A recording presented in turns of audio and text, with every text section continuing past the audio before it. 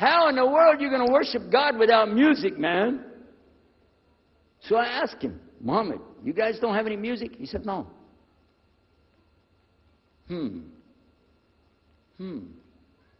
Now, I'm in the piano and organ business. I said, how many mosques are there in the world? He said, millions and millions and millions of them. And I said, none of them have a piano. He said, no. Any of them have an organ? He said, no. Oh, man, I can get rich.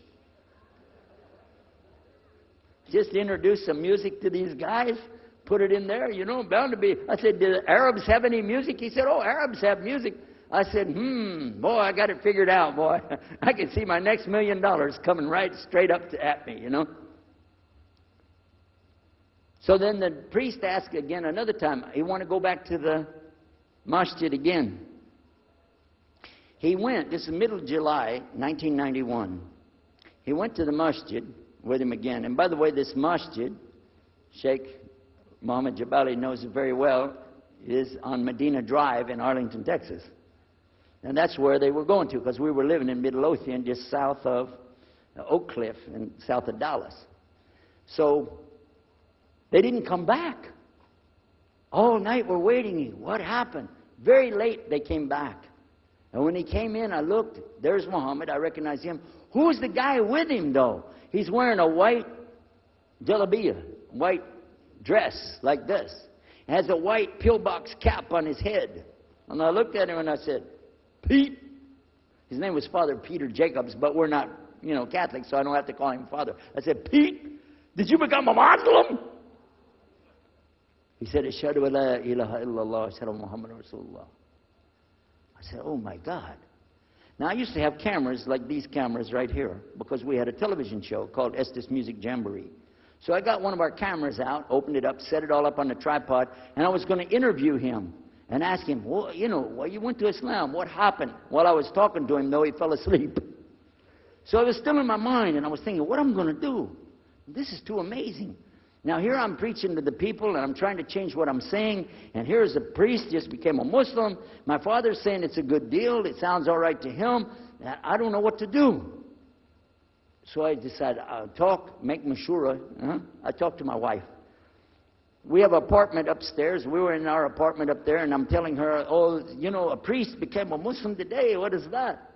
And can you imagine what they were saying about the Quran and saying about this and so and so? All of a sudden, she said, I want to get a divorce. Oh, whoa. It's not the subject, but what happened?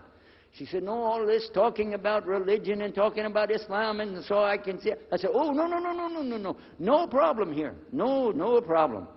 I said, you thought no, I was just observing somebody else. No, I'm not interested. Trust me. I don't want to be with those Muslims. Last thing I want to do is be with a Muslim. No way. Just put your mind at ease.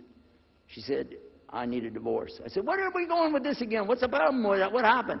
She said, a Muslim can't be married to a Christian. I said, what? No, wait a minute. Hold on. I don't look at me. I'm telling you, I swear I don't want to be a Muslim. Okay? Okay? And even if I did, don't you remember what he said? A Muslim man could be married to a Christian woman. It's not a problem. But I'm not saying I won't do. I'm just saying it's not a problem. She said, that is the problem. A Muslim woman can't be married to a Christian man. I want to be a Muslim, so I need a divorce.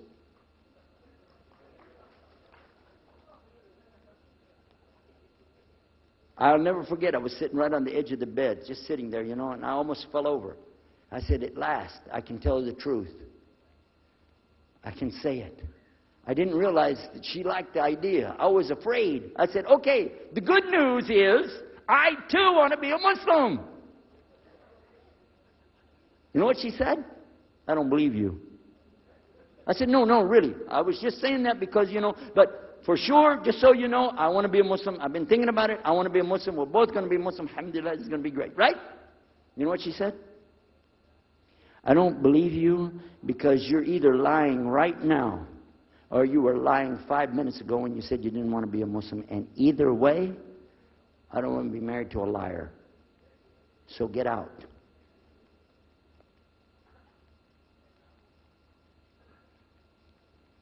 So I started leaving. I'm walking down the stairs of the apartment. I'm down to my father's part. I said, wait a minute. Where am I going to go? This is my father's house. I just got thrown off of my own property. What happened here? So I went to get to Muhammad, and I woke him up. I said, come, you and me, we got to talk. Come with me. And we went outside the house, and we walked those country roads in Midlothian, Texas, until the time for the sun to come up at dawn. And all that time, I talked to him about what's it like to be a Muslim, how do you have to believe, what do you have to do. Let me hear all of it now, and no more playing a game. I'm not debating, I just want to know. Just tell me.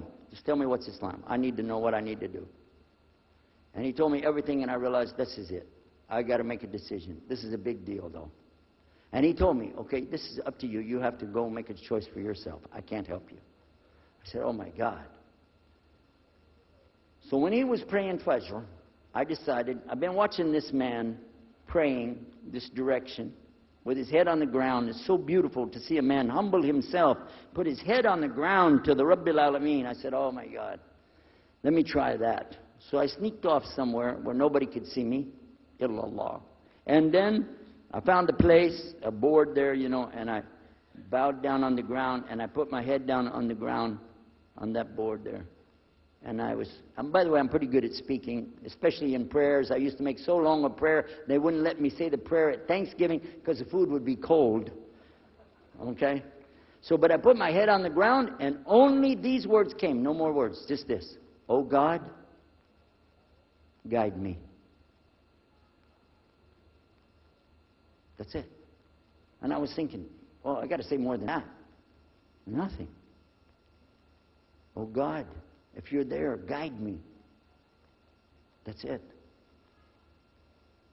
After a while, I sat up and I looked around. There wasn't any fancy rainbow. It wasn't birds flying around. There was no big signs from above. There was no music, angels, harps, nothing like this. It was just a cloudy day in Texas.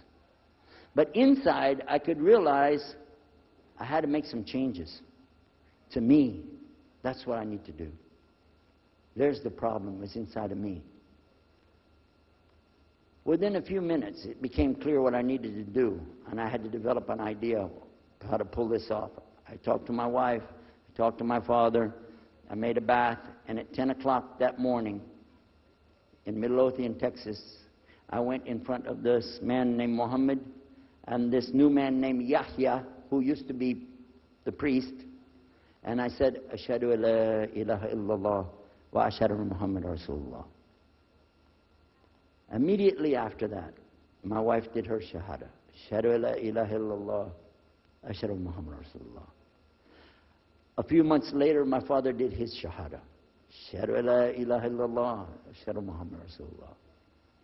Step by step by step, we saw so many people enter into Islam. We wanted to tell the whole world what is Islam. We wanted everybody to know the real Islam. I said, how could this escape our knowledge? How could we not know